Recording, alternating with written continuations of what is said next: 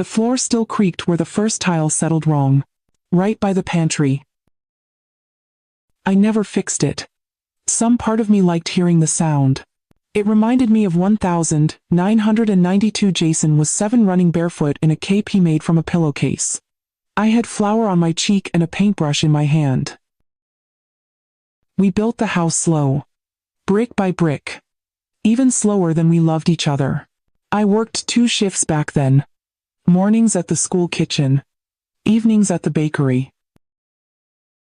Some nights I'd sleep upright in a chair. Just to save enough for that third payment on the foundation.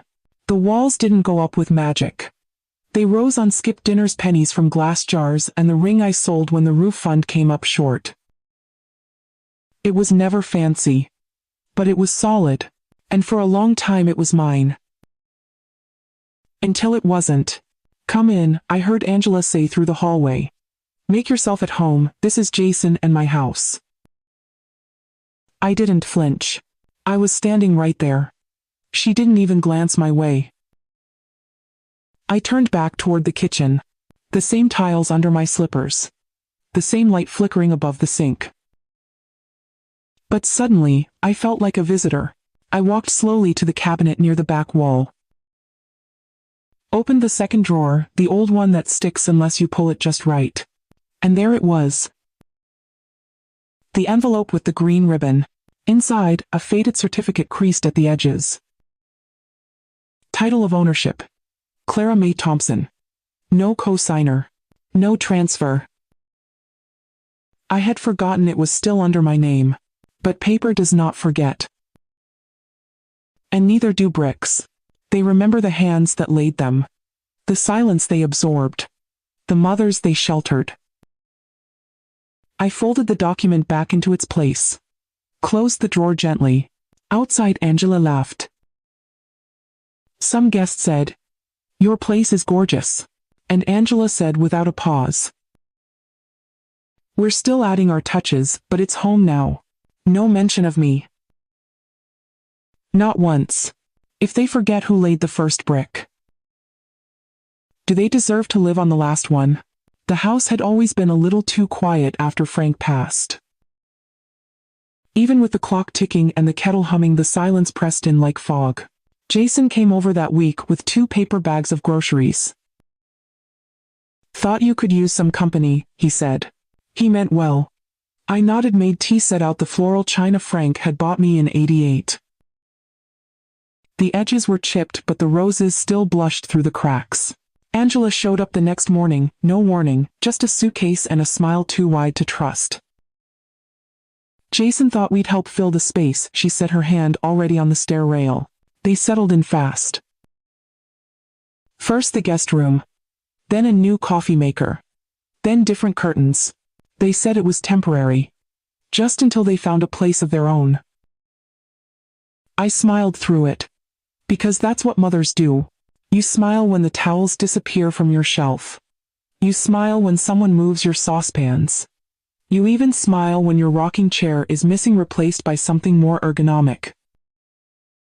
But I noticed everything. The way Angela folded towels without the scent I always used. The way she scrunched her nose at my peach cobbler like it was too sweet, too old-fashioned.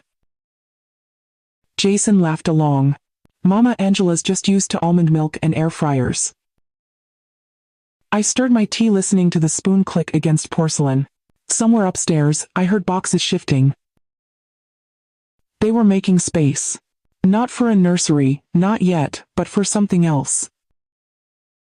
Something that didn't include me. I was still there, yes. But not in the framed photos by the stairs.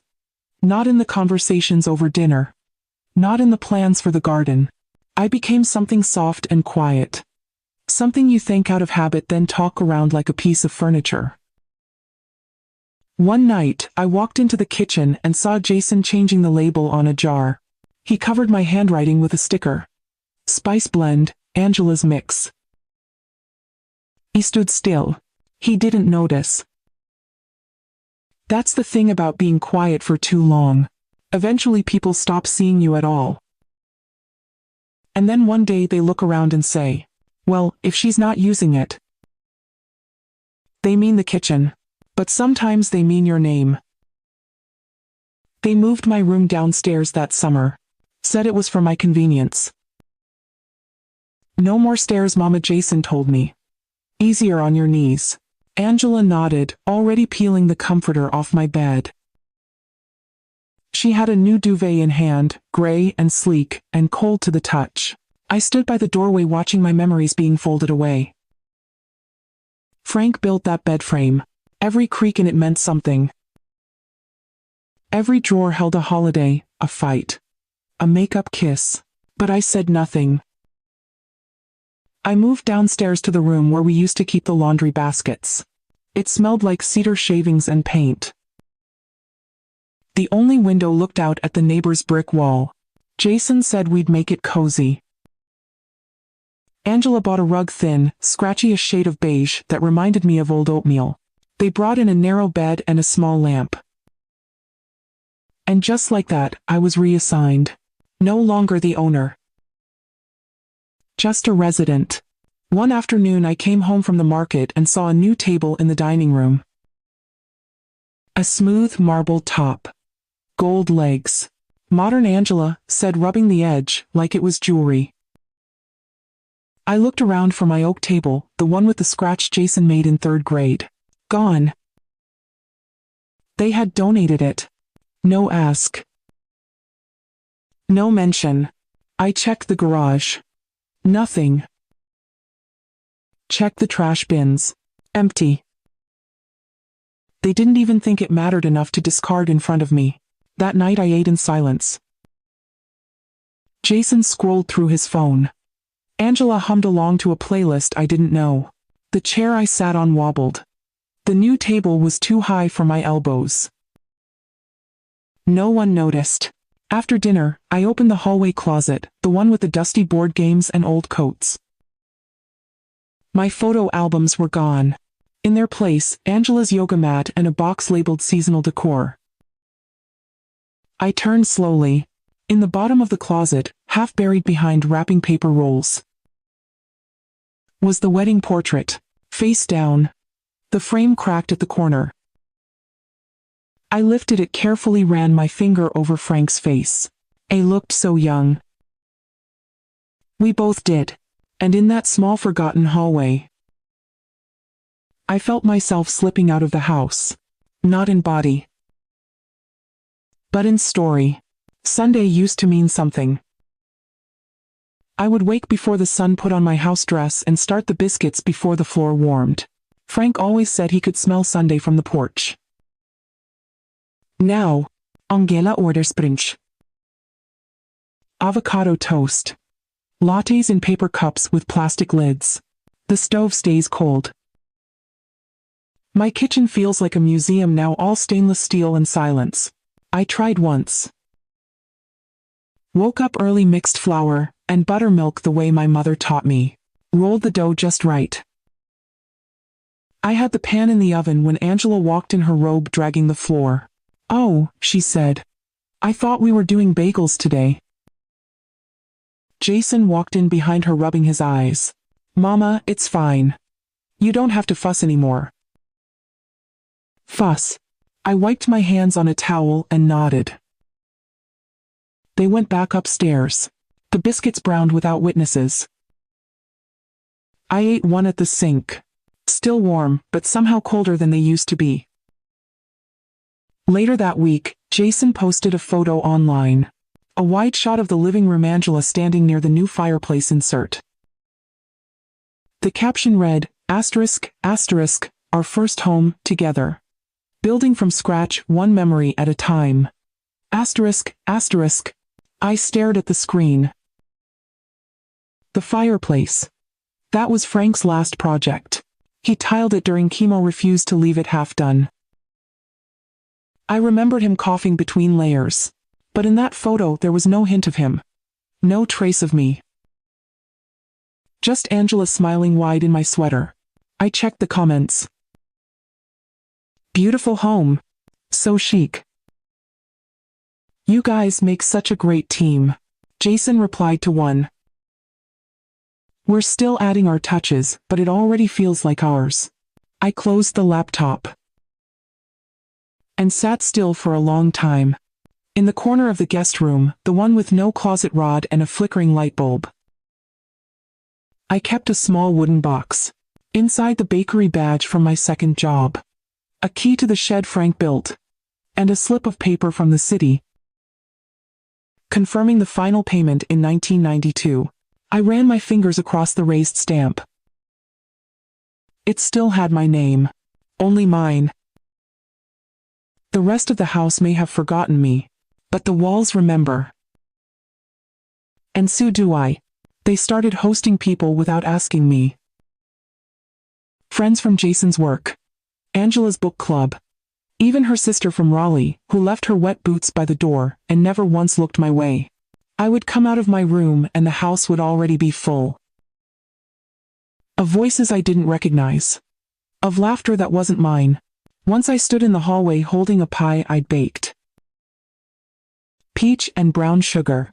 I had made it just the way Jason liked it, crumbly top, extra cinnamon. They were all in the living room, glasses clinking, music playing. I waited at the edge of the rug. Angela saw me, smiled, walked over. "Oh, thank you.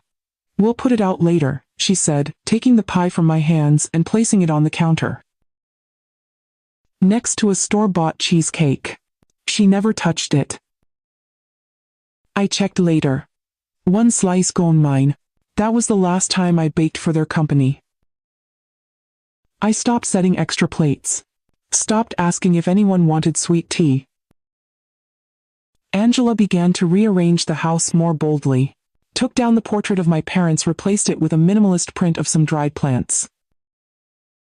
She removed the runner from the hallway. Said it was too busy. It had been there for 30 years. Jason didn't object. He walked past the bare floor like nothing was missing. But I heard the difference. The floor echoed now. Even the house sounded lonelier. One morning I opened the pantry and saw all the labels replaced. Angela had decanted everything into clear jars with neat black letters printed across the front. My handwriting was gone. The jars I saved from jelly and honey through the years tossed out. "Streamlining," she said. Jason said nothing. That night I sat alone in the small room downstairs, flipping through the old recipe cards I used to keep in the kitchen drawer. One had a brown stain in the corner, pecan pie. Another one was faded from sun, but I knew the writing. My mother's. I held it up to the lamp just to feel closer. Upstairs, I heard music again. Laughter again. But none of it had anything to do with me. And when someone said, "Your place is just perfect, Angela," I knew. They weren't talking about my home anymore. They were talking about the version I'd been edited out of. The bookshelf in the hallway was next. 3 shelves I had dusted for decades, slowly emptied. Angela said they were updating the aesthetic. She boxed my gardening books. Cookbooks I had marked with pencil notes. Frank's mystery novels with cracked spines. I found the boxes stacked by the garage door. Marked donate. Jason saw me standing there. Said, "We're just trying to simplify, Mama." I nodded. But inside me, something shifted. They weren't simplifying. They were erasing. One soft corner at a time. The next week, I saw Angela giving a video tour on her phone. She was walking through the living room gesturing at the new furniture. "This is our space," she said, voice high and polished. Behind her, I caught a glimpse of my chair tucked awkwardly in the far corner, draped in a beige throw to match the new sofa. She called it vintage flair. That chair was where I held Jason after his first broken arm, where Frank used to fall asleep during baseball games, where I had sewn 100 hems under the reading lamp. Now it was a set piece. A leftover. She panned past the fireplace. Said something about Jason's vision for the space. Jason had never laid a single brick in that wall. It was Frank who built it stone by stone in the winter. But in Angela's voiceover, none of that mattered. It was now their dream home. The words rang louder than they should have. That night, I stood in the kitchen, running my fingers along the grout between tiles. Some spots were still slightly uneven from the week I laid them myself. Frank had been in the hospital. Jason was away at school. I remember kneeling on towels, my wrists aching. It took me 4 nights to finish. Angela walked and didn't see me touching the wall. "Did you see the comments?" she asked Jason. "Everyone loves the tour video." Jason laughed. "Site told you it'd go viral." Neither of them looked my way. I walked back to my room, closed the door gently. Saturday, on the edge of the bed. And felt something like grief. Not for a person, but for the version of my life that had just been rewritten, without me. It was the photos that told the truth. Jason had them framed, shots of the living room, the garden, even the entryway mirror. All fresh. All pristine. No clutter. No warmth. And no sign of me. One evening, I passed the wall by the stairs. New gallery frames had gone up. Jason and Angela at the farmer's market. Angela planting tulips with the girls. Jason laughing at a backyard cookout. But nothing from before. No wedding portrait. No baby photos. Not even the faded one of me holding Jason at the hospital. The day he came early and cried through the night. I stood there silent. Angela walked by and paused. "You okay?" she asked. I nodded. She followed my gaze. "Oh, Jason thought we should do a clean slate for the new chapter," she said. "Fresh visuals, you know." I didn't answer. Just stared at the wall. One of the frames had the word *legacy* etched into the corner. Legacy. I stepped closer and saw it. Jason and Angela smiling in front of the fireplace I tiled. Hands resting on the mantle I built. Angela in my sweater again, the green one Jason had given me for Mother's Day 10 years ago. She wore it like it belonged to her. I turned away. My hands were trembling. I went to the back closet and pulled out the wooden box again. The paper was still there. City of Greensboro. Title of ownership: Clara Mae Thompson. Dated the 17th of July 1992. The ink had faded a little. But my name hadn't. Not a co-owner. Not joint. Mine. I traced it slowly with my thumb. That night Jason came in to say goodnight. He stood in the doorway like a guest. "Angela's thinking of painting the door red," he said. I nodded. "Do you think that'd be too much?" he asked. I looked at him, at the boy I raised with coupons and late-night biscuits. He was waiting for my approval. But not my memory. I simply said, "It's just paint, Jason," and turned off the lamp. He lingered a moment, then left. The room went still. And in that quiet, I wondered, if your child forgets where he comes from, does the house remember for you? I had not looked at the deed in years. It sat at the bottom of my old cedar box, tucked beneath church programs and handwritten recipes. I never thought I would need to. One morning Angela brought home paint swatches. Held them up like they were lottery tickets. "We're thinking of doing a bold accent wall," she said, her voice bright with ownership. Jason nodded, hand on her back. I said nothing. She laid the samples on the table. Pressed them flat against the wood I refinished by hand in 1997. "This table needs to go too," she added. "It doesn't really match the energy anymore." My tea turned cold in my hands. Jason glanced at me, then looked away. That night I opened the cedar box. The scent of dried lavender and paper rose like a memory. There it was. The envelope with the city seal. Creased. Yellowed. Still sealed with a small piece of tape. I slid the paper out gently. The weight of it felt heavier than I remembered. Title of ownership. Grainy black ink. Issued the 17th of July, 1992. Under owner name, one line only. Clara Mae Thompson. No joint owner. No transfer request. He blinked. Read it again. It had never changed. I folded it back with care, but not before something inside me stirred. The next morning, Angela held a measuring tape to the hallway. She turned to Jason. If we knock down this divider, we could open up the whole space.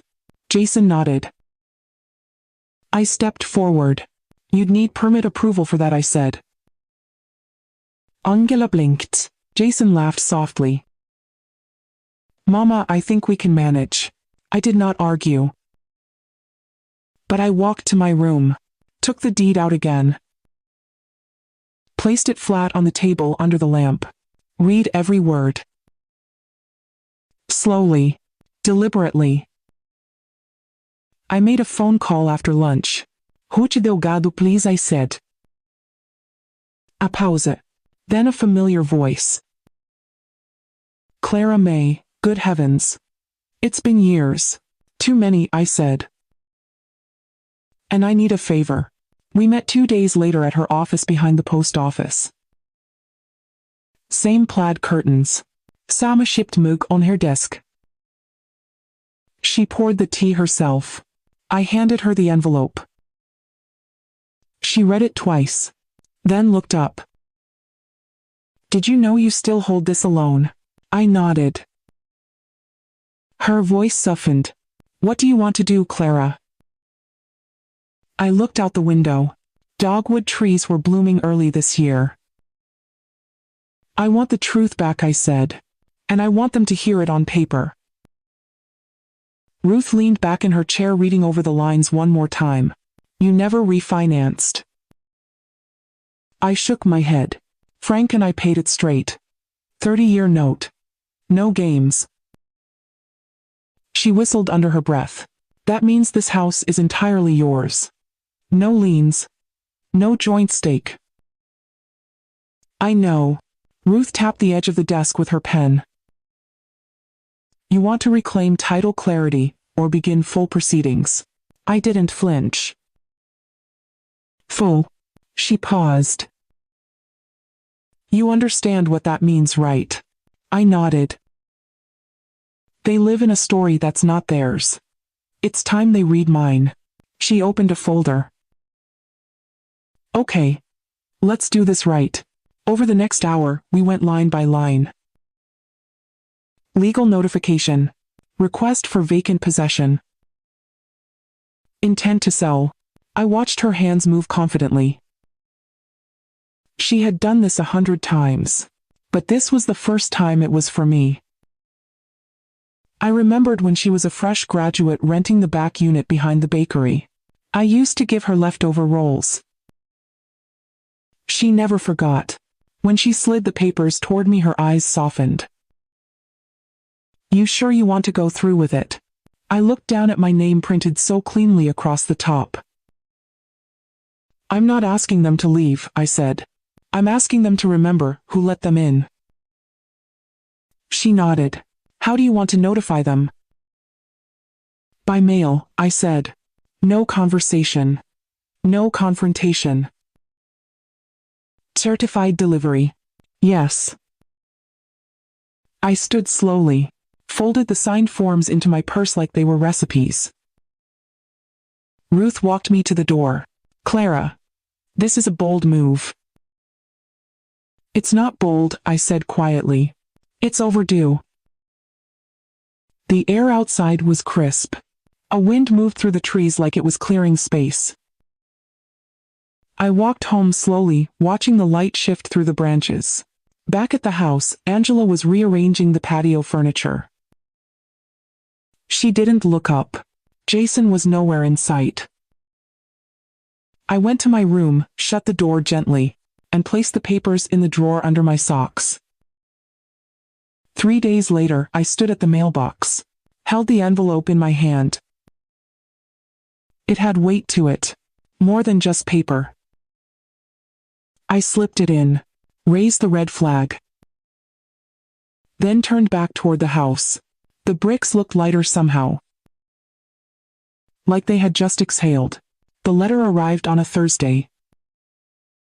I knew, because Angela didn't speak to me all morning. She moved through the kitchen in silence, hands tighter than usual, every cabinet closing just a bit too hard. Jason came home early that day. His car pulled in without music. No groceries. No smile. Just stillness. I sat in the garden chair, out back. The one Frank built from leftover wood. Jason walked out, paper in hand. He didn't sit.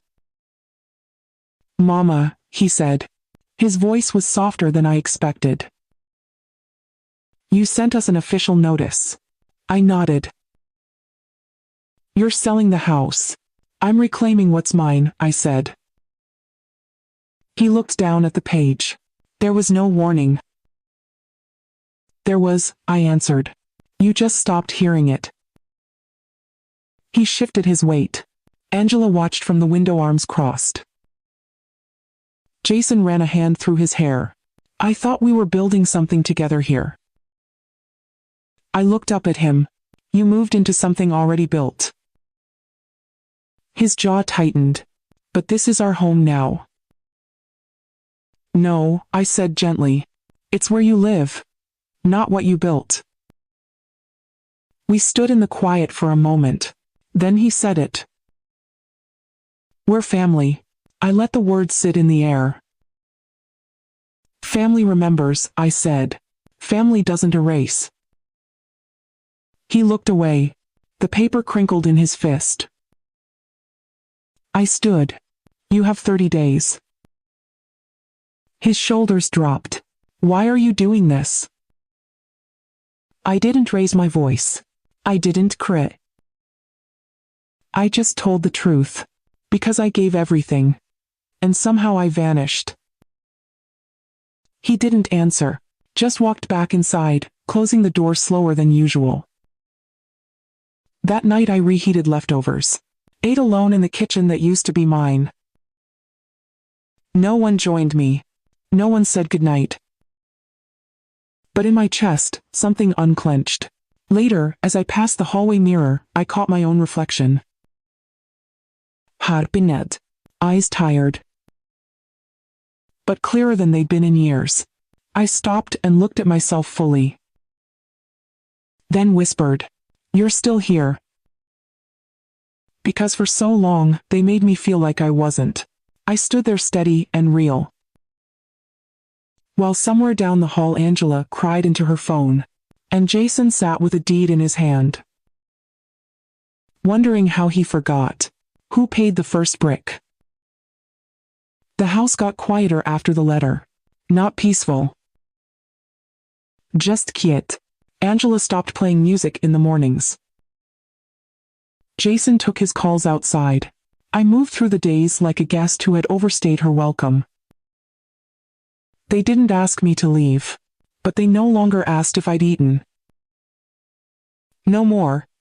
"Good morning, Mama." Just footsteps. Drawers opening. Doors closing. I ate in the downstairs room now. A tray on my lap. Leftovers. I packed myself. The kitchen didn't feel like mine anymore. It hadn't in a while. But now it felt like a place I had stolen. I caught myself apologizing for noises I didn't make. For drawers I gently shut. For breathing too loud when Angela walked past. One evening, I found a box outside my door. Inside were old baking pans. The ones I thought had been donated. No note. Just the cold echo of something being returned. I stared at them for a long time. The largest pan still had a bit of flour dust in the crease. I lifted it gently, held it in my lap, and wept. Not loud, not shaking, just a slow, steady leaking of years I never got back. I had built a life in this house, poured every bit of energy into making it solid, warm, a place Jason could always return to. And now even my utensils had been evicted. Ruth called that week. Said the paperwork was proceeding smoothly. "Are you okay?" she asked. I paused. "I'm not sure," I said. She waited. I continued. "I thought I'd feel powerful, but I just feel invisible." Ruth was quiet. Then said, "Maybe you're shedding something you never meant to carry this long." I didn't answer. That night I walked through the house while they were out. The lights were dim. The hallway smelled like Angela's candles. Crisp linen and white oak. Not a trace of cinnamon or vanilla. I stood in the living room, ran my fingers along the edge of the new table. Not a single scratch. Not a single mark of childhood, or marriage, or grief. Just smooth, empty surface. I turned toward the fireplace. The mantel was decorated now. Glass jars with white stones. A framed quote about balance. No family photos. No memory. No weight. I sat on the arm of my old chair, now draped in a white throw, and for the first time in months, I whispered something I had been afraid to ask. Was I wrong to stay this long? The walls didn't answer, but the silence felt almost like shame. The next morning, Jason didn't come downstairs. Angela made her own coffee, used the French press I'd never touched. She didn't speak, not even a glance as I passed through. I sat at the kitchen table alone. The new chairs were too firm, too cold against my back. I held the mug between my palms, but it didn't warm me. I remembered how it used to smell in here. Bacon, yeast rolls, coffee with too much sugar. Now it smelled like lemon wipes. And something faintly floral I couldn't name.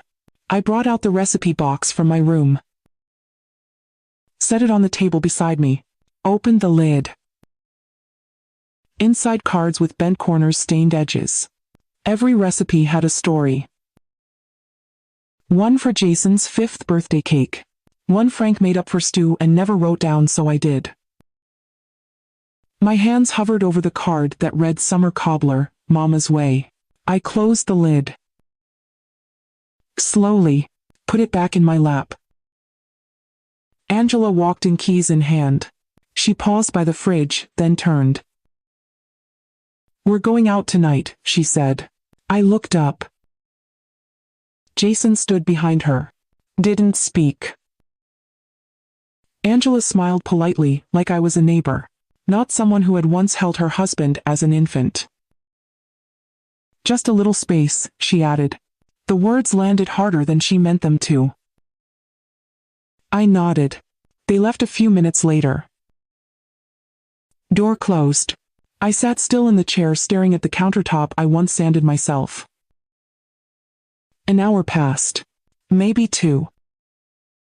At some point I stood, walked to the hallway, ran my hand along the bare wall where the family photos once hung. My fingers stopped on a faint square of discoloration. The ghost of a frame. Proof that something had been here. That I had been here. I pressed my palm flat against it. And something inside me broke open. Not loudly. Not with drama. But like a thread quietly snapping. I went to the guest room. Opened the drawer. Pulled out the deed. Held it with both hands. It felt heavier now. More than a document. It was memory. It was sweat and missing rings and skipped dinners and aching knees. It was everything no one else saw. Everything they had paved over. I stood by the window watching the shadows stretch across the grass. And in the stillness of that empty house, I asked myself, if your story disappears from every room you once lived in, do you start over? Or remind them, you were never gone? The next morning I woke before the sun. Not from habit. From clarity. The kind that visits quietly like dew on the porch rail. I boiled water the old way. On the stove. No buttons. No beeps. Steeped a bag of chamomile in my blue mug, the one with the chip on the handle. I sipped slowly. Let the warmth reach all the places that had gone cold. Outside, the grass was wet. The bricks shimmered slightly in the low light. I walked out barefoot, careful not to slip. Stood near the edge of the garden where the soil was soft. Years ago, Frank had planted green beans in that spot. Jason once buried a broken toy truck there. I looked down. Dug a toe into the dirt. Still rich. Still good. Angela had replaced the flower beds with gravel last fall. Said it was cleaner. But the earth underneath remembered. I made a list that day. Found an old notebook in my nightstand. Each page had dates written in the corner. Roof repair 2004. Water heater torusine oni. Gutter cleaning 2015. All signed with my name. The receipts were in a manila folder near the back of the closet. I sorted them slowly, laying each one on the bed like an offering. Gas bills. Property tax. Repairs after the hurricane. All in my name. Not Jason's. Not Angela's. Mine. It wasn't about proving ownership anymore. It was about honoring what had already been given. What had already been lived. That afternoon Ruth called again. Her voice was steady. We're moving to the next phase. Clara. I'm ready, I said. You're sure? Yes. But do it gently. She paused. Of course. We agreed on the wording. She would send notice of intent to vacate. 30 days. No confrontation. No threat. Just the truth. By the book. By the name on the deed. That evening, I stood in the kitchen while Angela reheated pasta in the microwave. The smell was flat. Jason walked in, glanced at me. Said nothing. I watched them eat at the new table. Cutlery soft against their plates. Two people living inside a house they believed was theirs. And I stood 5 feet away. Holding the receipt for the plumbing repair from last spring. Angela had said she covered it. But the charge was still on my card. Paid in full. By me. I placed the receipt back in the folder. Closed it with care. Because this time, I wasn't gathering evidence. I was gathering roots. I started spending more time in the shed. The one behind the house with the rusty hinge. Frank used to fix things in there. Now it was mine. Inside, I found the old garden gloves still lined with soil from another decade. A box labeled seasonal. Clara sat on the shelf. Inside it, the ceramic pumpkin Jason painted in 2nd grade. A bundle of dried lavender. And a folded piece of cloth. I opened it carefully. It was the apron I wore at the bakery. My name still stitched across the top in fading blue thread. I pressed it to my chest. Stood there for a while. Let the dust settle around me. Then I cleared a small corner of the workbench. Set down a fresh notepad. Title: Final Inventory. I began writing. Not for court. Not for Ruth. Just for me. The kitchen table. Sanded and stained summer of 1997. The upstairs hallway, painted after Frank's funeral because I needed something to finish. The front porch swing, built on a Sunday when Jason begged for just one more push. Everything they had tried to rename had already been named. By memory. By sweat. By care. That night, I baked again. Not for them. For myself. I found the old cobbler dish. Mixed the batter with real sugar, real butter. Let it bubble until the edges turned golden. When the smell filled the kitchen, Angela walked in. She stopped. That smells. Her voice trailed off. Jason came in behind her. Didn't speak. I didn't offer them any. Just took one small plate. Returned to my room. Ate in silence. The fruit was too soft. The crust too crisp. But it tasted like 1993. Like something I hadn't let go of after all. Later that week, Ruth sent over the draft of the formal vacate notice. She had included a paragraph I hadn't expected. A line that read, "This property has remained solely in the name of Clara Mae Thompson since its acquisition in 1992 without modification, lien, or dispute." I read it 3 times.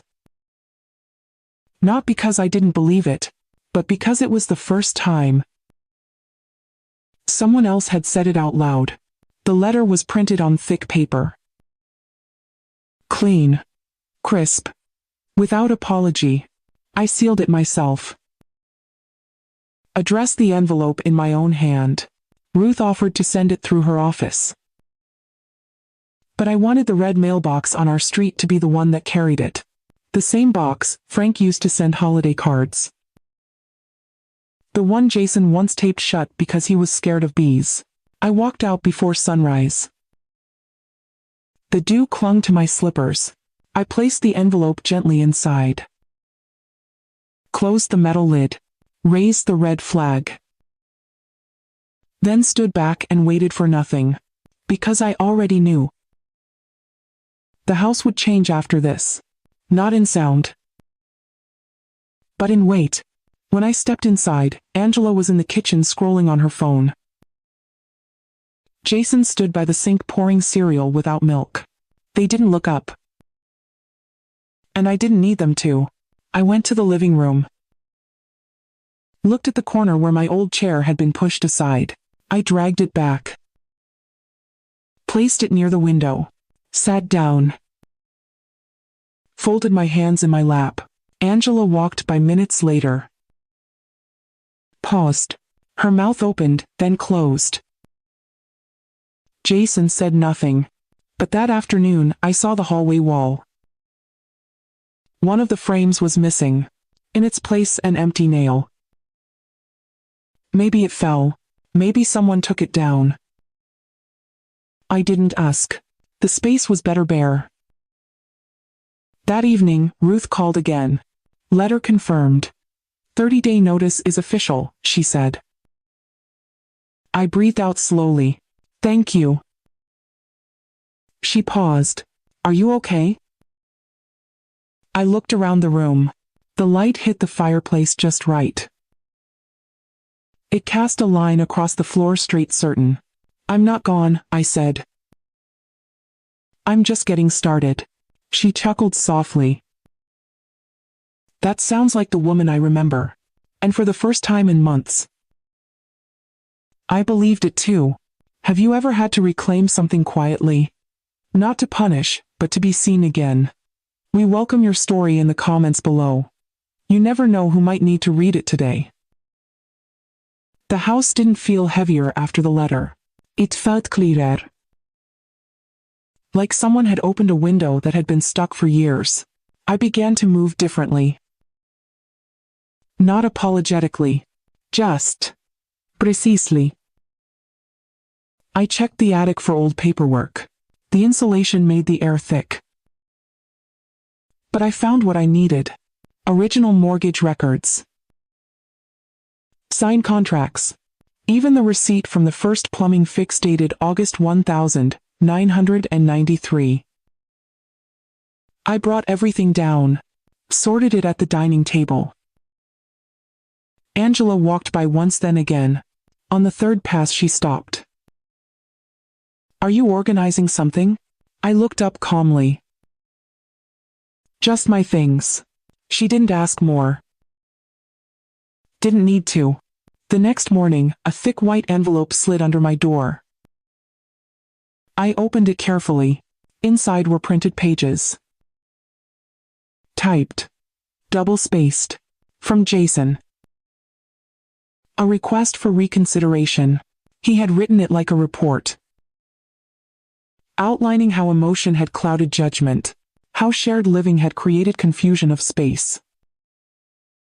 He even included a proposal to co-sign the deed in good faith. I read it twice, then folded it neatly, placed it in the bottom drawer of my nightstand, and wrote one word on top of it. Number. Not in anger. Just final. That evening, Ruth called again. I've drafted the seller's package, Clara. When you're ready, we'll proceed.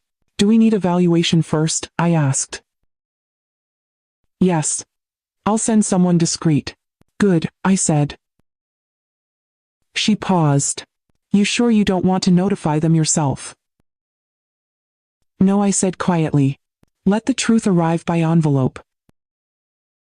After dinner, I found Jason alone in the backyard. Staring at the garden beds Angela had filled with stone. He didn't notice me at first. Just stood there, hands in his pockets. When he turned, he looked tired. Do you hate me for it? He asked. For forgetting. I didn't answer right away. Instead, I sat on the edge of the porch step. The wood was cool under my legs. He stood there waiting. I finally said, I don't hate you. But silence has a weight, Jason.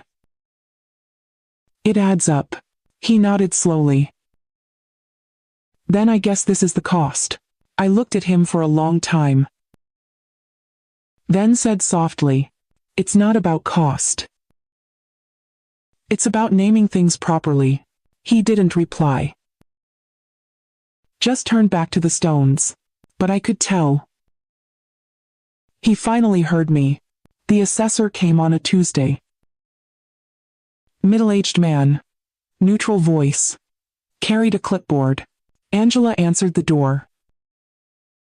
I stayed in my room, but I heard her voice go tight. We weren't told anyone was coming. The man cleared his throat. I'm here on behalf of the legal owner. Silence. Then steps down the hall.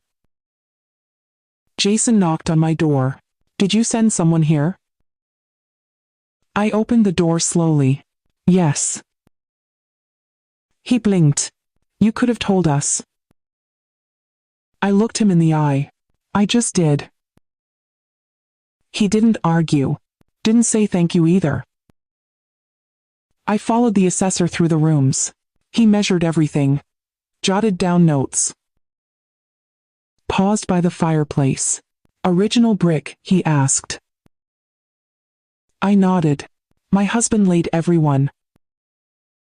The man nodded back. It's held up well. Yes, I said. It was built to last. Angela stayed upstairs the whole time. Jason paced near the front window. When the man left, he handed me a folder. I'll send the full report within the week, he said. I thanked him, then closed the door slowly behind him. Later that night, I opened the kitchen drawer and took out the good scissors, cut Jason's letter into 4 even pieces. Dropped them into the fireplace. No flames. Just silence. Ash by morning. The next day, Ruth sent over the agent packet. Draft listing. Cover letter. Disclosures. She wrote a note at the bottom. This is your legacy, Clara. Let it speak. I read the letter in full. Then again. I didn't rush to sign. I lit a candle beside me. Lavender. Frank always said it helped him think. I picked up my pen and moved slowly. No rush. No fear. Just clarity. When I signed the last page, I didn't feel triumphant. I felt quiet. Settled. That evening, Angela came into the kitchen. She stood by the fridge a while, then turned. "We didn't mean to take things from you," she said. I looked at her. "You didn't take them. You erased them." She blinked. "I didn't know it would feel like this." "It always felt like this," I replied. "You're just finally close enough to feel it." She didn't say anything more. Just stood there. Then left the room. And for the first time in months, I stayed exactly where I was. The listing went live the following Monday. No banner. No open house. Just one photo of the front porch.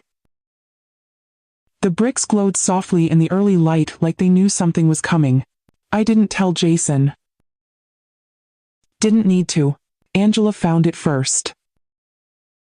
I heard her gasp from the living room. Jason called my name down the hall.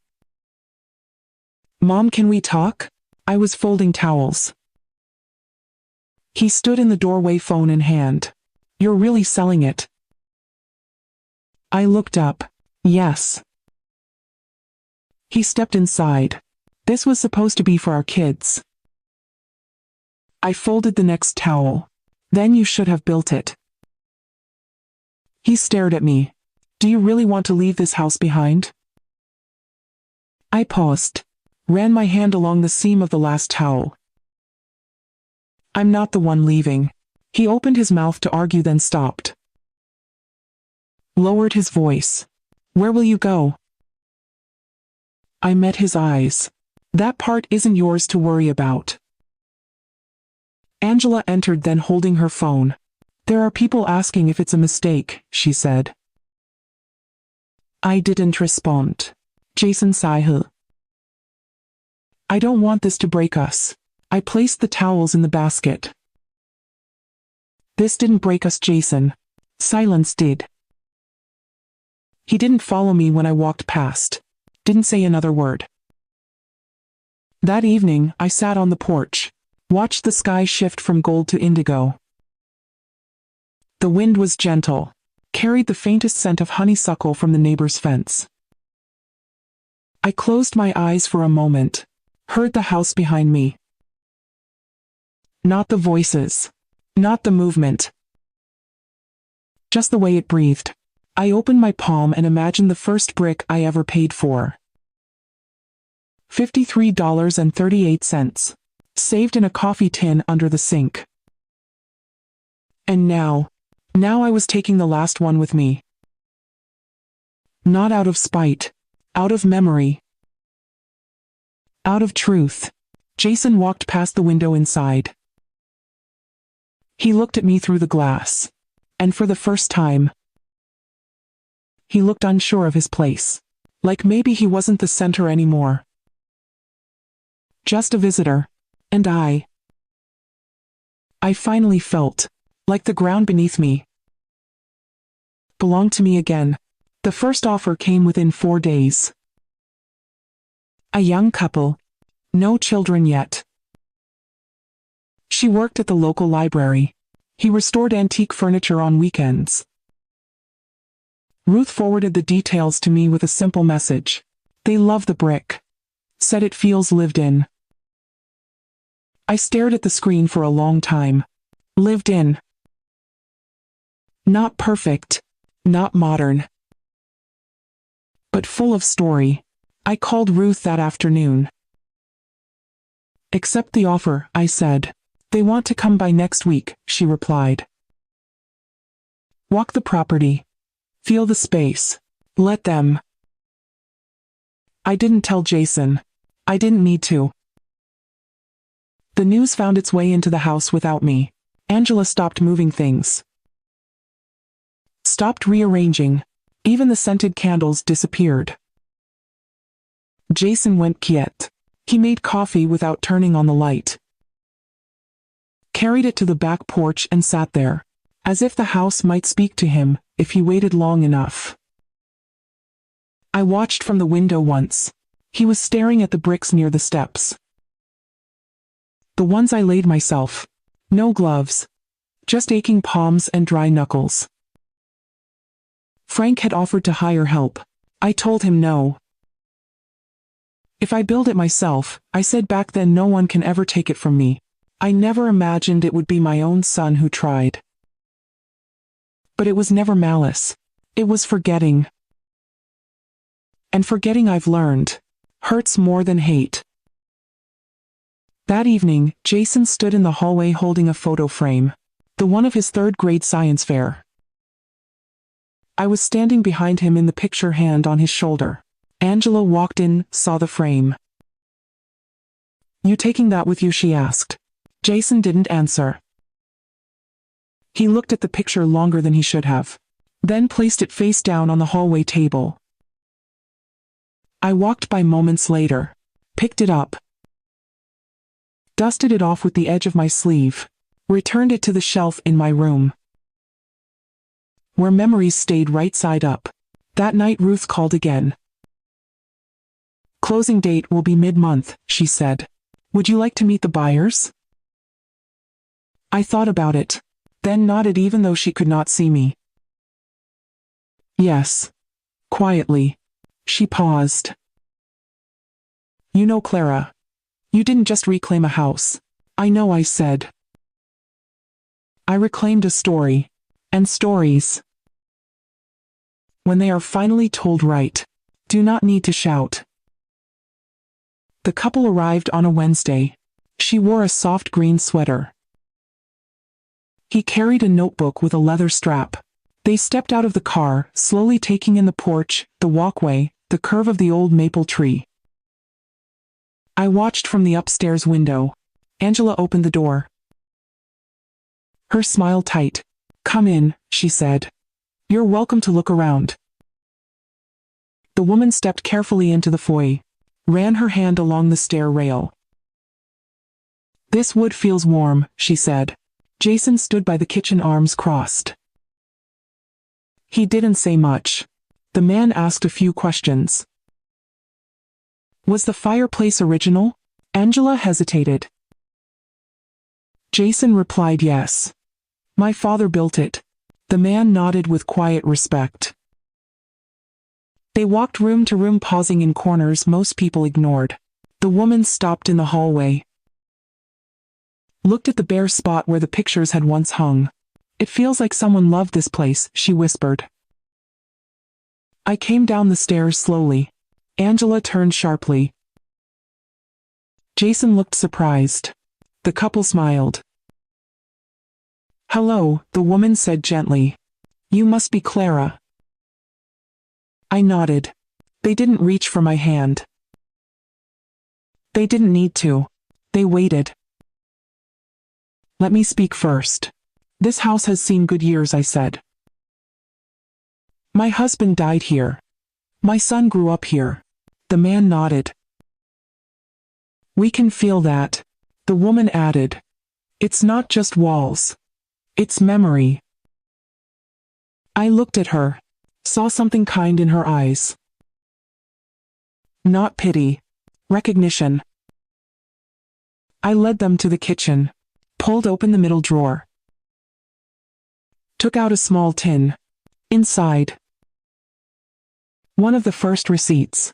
Roof repair 1,998. Signed in blue ink. They looked at it in silence. Then at me. I placed the tin back.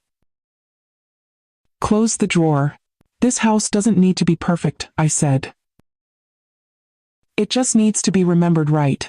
The man nodded slowly. "We won't change what matters." Angela looked away. Jason said nothing.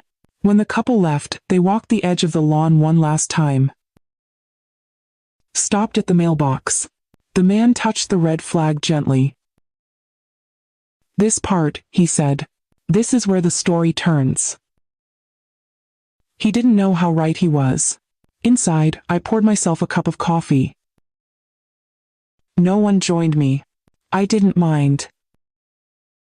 For the first time, being alone did not feel like being erased. Closing day arrived without ceremony. No balloons. No boxes. No goodbye dinner. Just papers. Pens. Quiet signatures. Ruth met me at the office. She wore her usual plaid scarf. Offered me a warm smile and a black ink pen. "It's all prepared," she said. I sat down slowly. Read the final contract line by line. Jason and Angela had signed their acknowledgement the day before. No protest. No message. Just a thin line drawn between what was once assumed and what was true all along. When it came to my turn, I signed without trembling. Clara Mae Thompson. Same as it had been in 1992. Afterwards, Ruth poured tea into 2 chipped mugs. The same kind we used when we were young and unsure. She lifted hers. "To stories that don't need noise." I lifted mine back. "To names that stay." We drank in silence. Outside, the wind picked up, carried a few brittle leaves across the parking lot. I took the long way home. Drove past the bakery where I used to work the night shift. Past the school Jason once attended. Every block held a piece of me. Small and invisible to most, but unmistakably there. When I pulled into the driveway, Jason was standing on the porch. Hands in his pockets. No suitcase. No boxes. Just him. Waiting. I stepped out of the car slowly. He opened his mouth to speak. Closed it. Opened it again. "Mama, I didn't think you'd really go through with it." I met his eyes. I never meant to, but every corner of that house was asking me to leave. He nodded once. Long. Slow. "I'm sorry," he said. "It wasn't loud. It wasn't enough, but it was something." I walked past him, up the steps, stood at the door one last time, then placed my hand on the frame. The wood was smooth beneath my palm. Jason stood behind me watching. "Will you miss it?" he asked. I didn't turn around. I just answered plainly. "Number." Because what I built, I'm taking with me. And with that, I stepped away. Not from a place, but from a version of myself that stayed quiet for too long. I found a small cottage near the edge of town. 1 bedroom, a wraparound porch that caught the morning light just right. The woman who owned it before me left behind a single rocking chair. I didn't move it. Just let it sit by the window like it had always belonged. The neighbors keep to themselves. But the postman smiles when he drops off my mail. Says the garden looks better each week. I told him the soil came pre-loved. That made him laugh. I started planting again. Nothing ambitious. Used rosemary. A few tomatoes. Lavender along the fence. The bees came back first. Then the birds. Then the quiet, but not the heavy kind. The kind that lets you breathe. Some afternoons I sit with a cup of tea and go through the box I brought with me. The only one I packed myself. Inside, a tin of recipes, a folded quilt, 2 photos, and the deed to a house I no longer own. I kept it not as proof, but as reminder. That legacy isn't about what we keep. It's about what we name. And what we let go of when it no longer names us back. Jason hasn't visited. He sends short emails now and then. I answer when I have something real to say. Angela doesn't write. But I heard from a friend that they moved out last week. To a townhouse with white walls and no garden. That feels about right. I don't feel cruel about it. Just done. And doing now something else entirely. Sometimes I walk to the corner bakery. The young woman behind the counter always remembers my name. She gives me the day-old rolls half price. Calls me Miss Clara. I never correct her. That name has done just fine. The other day, a little girl came in holding her grandmother's hand. She looked at me, then at the chair near the window. She can sit there, I said. The child climbed up, feet swinging. The grandmother smiled. You live alone? Not really, I said. I live with memory. She nodded. We both understood. We always do. The sun hits different here. It does not rush across the porch. It lingers. It stays long enough to warm the wood under my feet and kiss the rim of my teacup. Some evenings I sit and watch it settle. Watch how the light touches everything slowly, the chipped pot on the step, the wind chime Frank once gave me on our last anniversary. It still sings in the breeze. Off-key, but true. I do not host many people here, but once in a while, someone from town will stop by. The woman from the library brought me a book last week. Thought you'd like this one, she said. I opened it slowly. Inside the front cover was a short note. To Clara, whose story reminded me to remember. I keep it on the table now. Not as a trophy, just a marker. Of something that once went quiet, and found its way back to voice. In the back of the garden, I placed a single brick into the soil, one I saved from the old house. It sits beside the rosemary, half buried soft around the edges. No plaque. No initials. But I know what it means. It's not there to build anything. It's there to honor what was already built. A neighbor asked me once, "Don't you miss the big place?" I smiled. Not the place, I said. Just the woman I used to be in it. And now I answered. I am her again. The rocking chair creaks gently behind me. The pie in the oven begins to sweeten the air. And for the first time in a very long while, I feel like I'm home. Not because the walls remember me, but because I remember myself. What did this story remind you of? A person, a house, a silence that lasted too long? We'd love to hear your quiet moments. Your second chances. Your name spoken without needing to shout. You are not alone. Your voice matters. Subscribe to Grandma Radio, where every story is a second chance.